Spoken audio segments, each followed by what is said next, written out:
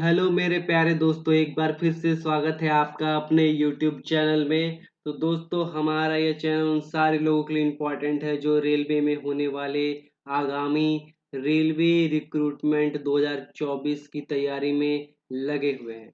चाहे वो NTPC का एग्ज़ाम हो, चाहे वो RRB JEE का हो, टेक्नीशियन का हो या फिर ALP का हो। इन सारे एग्ज़ाम के लिए जो भी GK GS पूछे जाएंगे, उनका जो निचोड़ है, उनका जो कंप्लीट डिस्कशन है, आपको यहाँ पे मिलेगा।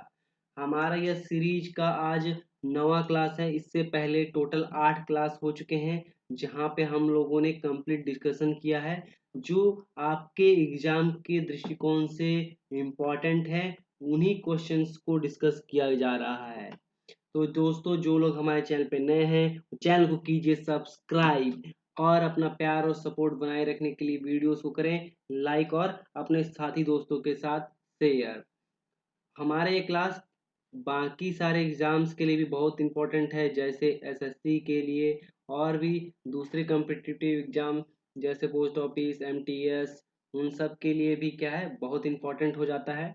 आइए शुरू करते हैं। आज का हमारा जो सबसे पहला क्वेश्चन है, पहला क्वेश्चन पूछा गया है किंग जॉर्ज पंचम, किंग जॉर्ज 5 और क्वीन मैरी कौन कौन, किंग जॉर्ज 5 और क्वीन मैरी की यात्रा को स्मरणीय बनाने के लिए 1911 में भारत के निम्नलिखित लोकप्रिय पर्यटन स्थलों में से कौन सा बनाया गया था। तो क्या हुआ, 1911 में जब कौन आने वाले थे, इंग्लैंड से किंग जॉर्ज पंचम और क्वीन मैरी आने वाली थी, तो उस केस में क्या हुआ था, को निम्नलिखित में से कौन सा जो लोकप्रिय पर्यटन स्थल है उसको बनवाया जाने वाला था। तो इसका सही आंसर हो जाएगा गेटवे ऑफ इंडिया। क्या आंसर हो जाएगा, गेटवे ऑफ इंडिया जो है वो बनाया गया था। कब, 1911 में। कब बनाया गया था, 1911 में। ये क्या थे, भारत आने वाले पहले ब्रिटिश राजा रानी थे। ये दोनों जो थे, किंग जॉर्ज पंचम और क्वीन मैरी, ये भारत आने वाले पहले राजा रानी थे ब्रिटिश। और गेटवे ऑफ इंडिया कहाँ पे है, तो गेटवे ऑफ इंडिया है मुंबई में।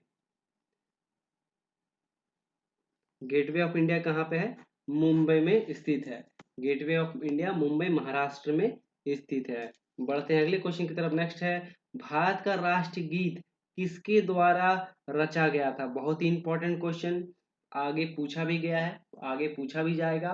भारत का राष्ट्रगीत किसके द्वारा रचा गया था, तो इसका सही आंसर हो जाएगा बंकिम चंद्र चटर्जी। यहाँ पे क्या पूछा गया है, राष्ट्रगीत के बारे में पूछा गया है। क्या पूछा गया है, राष्ट्रगीत के बारे में। तो भारत के राष्ट्रगीत किसके द्वारा रचा गया था, बंकिम चंद्र चटर्जी के द्वारा। और ये क्या है, बंकिम चंद्र चटर्जी द्वारा वंदे मातरम जो है राष्ट्रगीत कौन सा है, भारत का जो राष्ट्रगीत है वो कौन सा है, वंदे वंदे मातरम जो है वो भारत का राष्ट्रगीत है। और इसकी जो रचना की थी बंकिम चंद्र चटर्जी ने, उन्होंने इसकी रचना की थी। और वो कहाँ के थे, बंगाल के निवासी थे। कहाँ के थे, मूल रूप से बंगाल के निवासी थे। और यह जो गीत था मूल रूप से बंगला और संस्कृत में लिखा गया था। जो मूल रूप से किसमें, बंगला और संस्कृत में लिखा गया था। मूल रूप से बंगला और संस्कृत में लिखा गया था। और इसे पहली बार जो है 1896, पहली बार कब, 1896 में भारतीय राष्ट्र कांग्रेस का जो कलकत्ता अधिवेशन, कौन सा, कलकत्ता अधिवेशन हुआ था। कब, भारतीय राष्ट्र कांग्रेस का 1896 कलकत्ता अधिवेशन हुआ था, उसमें गाया गया था। और इसे राष्ट्रगीत के रूप में कब अपनाया गया, इसे राष्ट्रगीत के रूप में अपनाया गया 24 जनवरी 1950 में। 24 जनवरी 1950 में इसे क्या किया गया, राष्ट्रगीत के रूप में अपनाया गया। राष्ट्रगान क्या है, राष्ट्रगान जो है उसके रचयिता है रविंद्रनाथ टैगोर। इन्होंने क्या किया था, राष्ट्रीय गान। गीत की बात करें तो बंकिम चंद्र चटर्जी, और अगर राष्ट्रगान की बात करें तो जो जन गण मन है उसकी रचना जो की थी वो किसने की थी? गुरुदेव रविंद्रनाथ टैगोर ने। और इसे कब अपनाया गया था? इसे भी 24 जनवरी 1950 को अपनाया गया था। कब अपनाया गया था? 24 जनवरी 1950 को। और प्यादीमरी वेंकट सुब्बा राव जो है वो क्या है? उन्होंने क्या किया था? उन्होंने जो एक तेलुगु लेखक थे, उन्होंने क्या किया था? राष्ट्र प्रतिज्ञा संगीतकार के रूप में जाना जाता है। इन्होंने वो एक जो संगीत लिखा था वो क्या था? हम भारत के लोग, अब सारे लोग जो है अपने भाई बहन के रूप में मानते हैं, ये वाला जो गीत है वो किसने लिखा था? पियादिमरी वेंकट सुब्बा राव। और पिंगली वेंकैया क्या है? पिंगली वेंकैया जो है आंध्र प्रदेश के। ये पिंगली वेंकैया कौन थे? आंध्र प्रदेश के थे, जो क्या थे? एक स्वतंत्रता सेनानी थे। और इन्होंने क्या किया था? पिंगली वेंकैया ने क्या किया था? राष्ट्र ध्वज जो है उसका डिजाइन तैयार किया था। राष्ट्र ध्वज का जो है डिजाइन तैयार किया गया था इनके द्वारा। बढ़ते हैं अगले क्वेश्चन की तरफ। बहुत ही इंपॉर्टेंट क्या है, पूछा गया है, एक प्रकाश बल्ब का फिलामेंट किसका बना होता है? तो क्या होता है? बल्ब के अंदर क्या होता है? ऐसे एक फिलामेंट जो है वो रहता है। तो ये फिलामेंट जो है वो किसका बना होता है? ये फिलामेंट जो है वो किसका बना होता है? ये फिलामेंट जो है वो किसका बना होता है? तो सही आंसर है टंगस्टन। फिलामेंट किसका बना होता है? टंगस्टन का। एक प्रकाश बल्ब का जो फिलामेंट है वो किसका बना होता है? टंगस्टन का। इसके पीछे का क्या कारण है? इसका पीछे का एक तो टंगस्टन क्या है? मिश्र धातु है।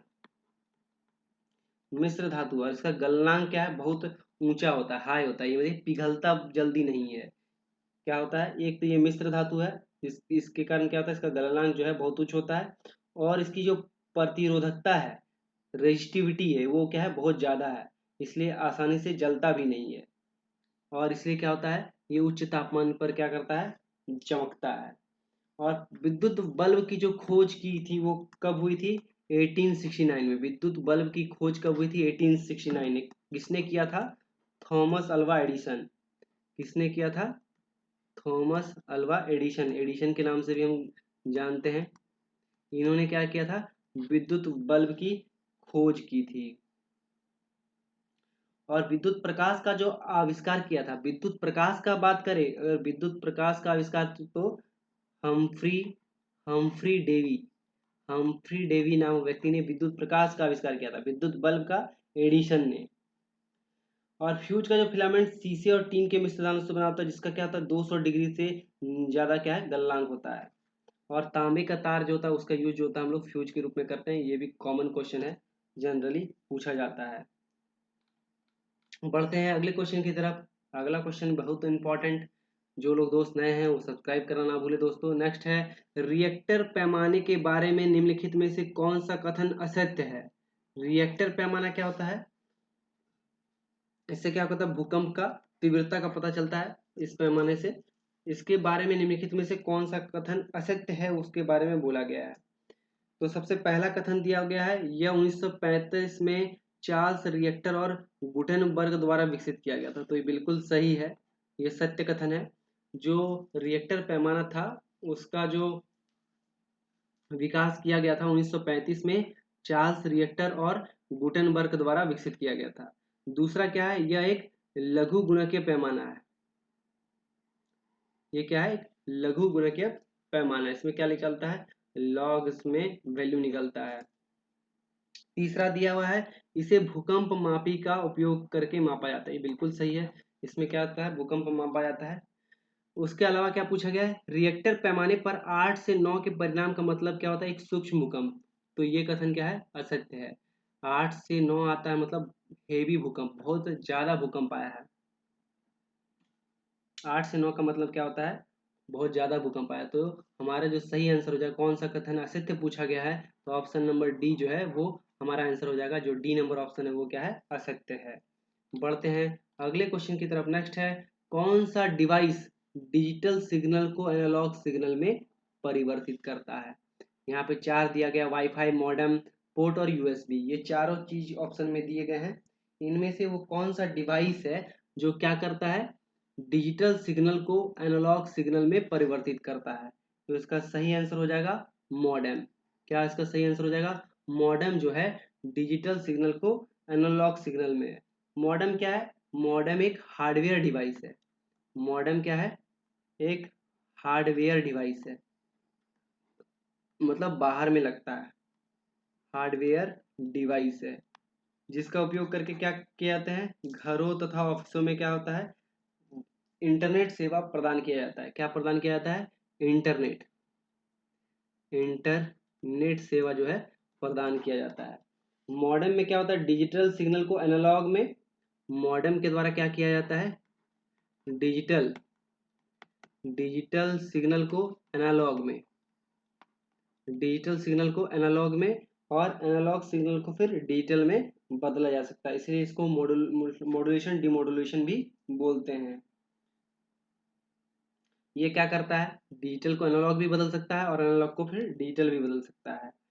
इसके अलावा वाईफाई की बात करें तो वाईफाई जो है वायरलेस नेटवर्किंग टेक्नोलॉजी, इसमें मतलब वायर का यूज नहीं होता, वायरलेस नेटवर्किंग टेक्नोलॉजी है।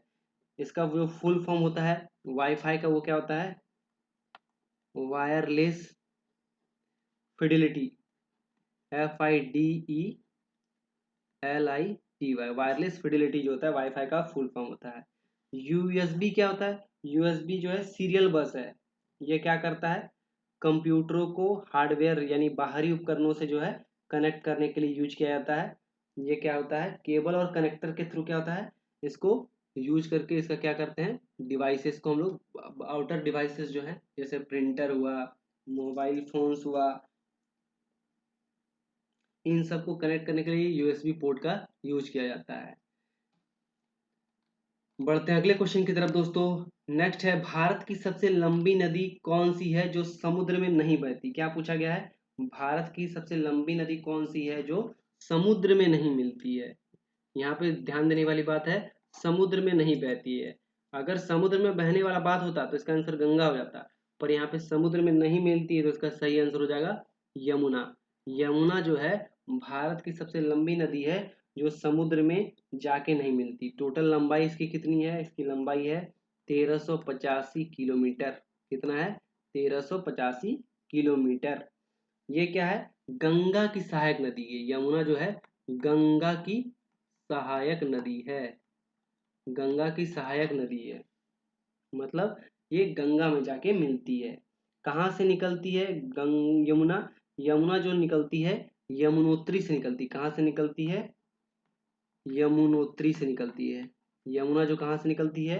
यमुनोत्री से निकलती है। और कहाँ पे गंगा में जाके मिलती है? प्रयागराज। कहाँ पे गंगा में जाके मिल जाती है? प्रयागराज में जो है गंगा में जाके मिल जाती है। इसके अलावा जो नदी है लूनी नदी में जो भी क्या होता है, समुद्र में नहीं मिलती है, वो क्या करती है? कच्छ के रन में जो है जाके गायब हो जाती है। कच्छ के रन में गायब हो जाती है। इसके अलावा बात करें तो गंगा जो है भारत की सबसे लंबी नदी है। उसका उद्गम जो है भागीरथी और अलकनंदा दो नदियों के मेल से होता है। यार ये कहाँ से निकलती है? गंगोत्री हिमनद से निकल के बंगाल की खाड़ी में जाके गिरती। कहाँ पे गिरती है? बंगाल की खाड़ी में जाके गिरती है। ताप्ती क्या है? ताप्ती का जो उद्गम स्थल है मध्य प्रदेश। ताप्ती जो क्या है? मध्य प्रदेश इसका उद्गम स्थल है। इसके अलावा कावेरी जो है ये कर्नाटक में होता है। कर्नाटक में कावेरी जो है कर्नाटक और क्या है तमिलनाडु की मेन नदी है। और कहाँ से निकलती है? पश्चिमी घाट के ब्रह्मागिरी से निकलती है। और इसकी जो टोटल लंबाई कितनी है कावेरी की? 760 किलोमीटर। कहाँ गिरती है? बंगाल की खाड़ी में गिरती है। बढ़ते हैं अगले क्वेश्चन की तरफ। नेक्स्ट है, भारत में किस फसल की सबसे अधिक खेती की जाती है? वो कौन सा फसल है जिसकी खेती जो है भारत में सबसे अधिक की जाती है? तो सही आंसर हो जाएगा चावल। चावल की खेती जो है भारत में सबसे अधिक की जाती है। चावल क्या है? एक चावल क्या है? एक खरीफ फसल है। चावल क्या है? एक खरीफ फसल है जो क्या होता है जुलाई अगस्त के महीने में बोला जाता है और नवंबर दिसंबर में जो है अक्टूबर नवंबर के से मिड दिसंबर तक क्या है काट लिया जाता है। चावल क्या है? एक खरीफ फसल है। चीन के बाद जो भारत है चावल का दूसरा सबसे बड़ा उत्पादक है। अगर भारत में बात करें तो पश्चिम बंगाल, भारत में बात करें तो पश्चिम बंगाल जो है चावल का सबसे बड़ा उत्पादक राज्य है। पश्चिम बंगाल जो है चावल का सबसे बड़ा उत्पादक राज्य है। उत्तर प्रदेश जो है दूसरे नंबर पे आता है चावल के उत्पादन में। क्या होता है, दूसरे नंबर पे आता है चावल के उत्पादन में। सबसे ज्यादा किसका रोल है, सबसे ज्यादा पश्चिम बंगाल, उसके बाद कौन आता है, उसके बाद आता है उत्तर प्रदेश। बढ़ते हैं अगले क्वेश्चन की तरफ। अगला क्वेश्चन जो है पूछा जा चुका है, बहुत इंपॉर्टेंट है। पूछा गया है सोने की कीमत किस शहर में निर्धारित की जाती है। तो वो कौन सा शहर है जहाँ पे सोने की कीमत निर्धारित की जाती है। तो सही आंसर हो जाएगा लंदन। लंदन में जो है सोने की कीमत जो है निर्धारित किया जाता है। किसके द्वारा, बुलियन कॉमर्स एसोसिएशन के द्वारा। किसके द्वारा, बुलियन कॉमर्स, बुलियन मार्केट जो है वो बुलियन मार्केट जो एसोसिएशन है, बुलियन मार्केट एसोसिएशन के द्वारा जो है ये सोने की जो दर है वो निर्धारित करती है,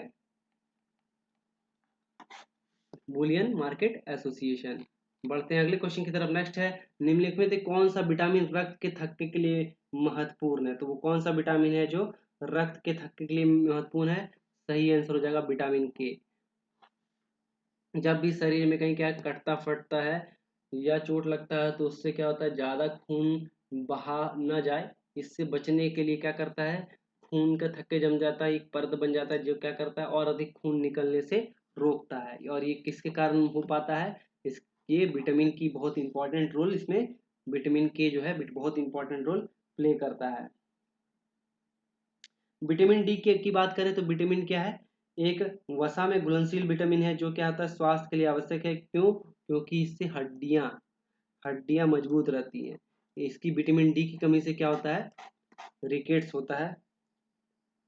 और विटामिन डी का जो है दो प्रकार होता है, एक विटामिन डी टू, एक vitamin D three. Vitamin D two जो होता है ऑर्गे कैल्सीफेरोल कहलाता है, और विटामिन डी थ्री जो है कोल्के सीफेरोल जो है वो कहलाता है।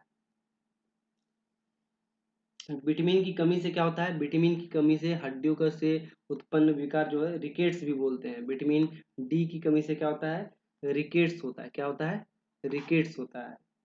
इसके अलावा रतौंधी की बात करें तो वो क्या होता है, विटामिन ए की कमी से जो होने वाला रोग है वो कौन सा है, रतौंधी।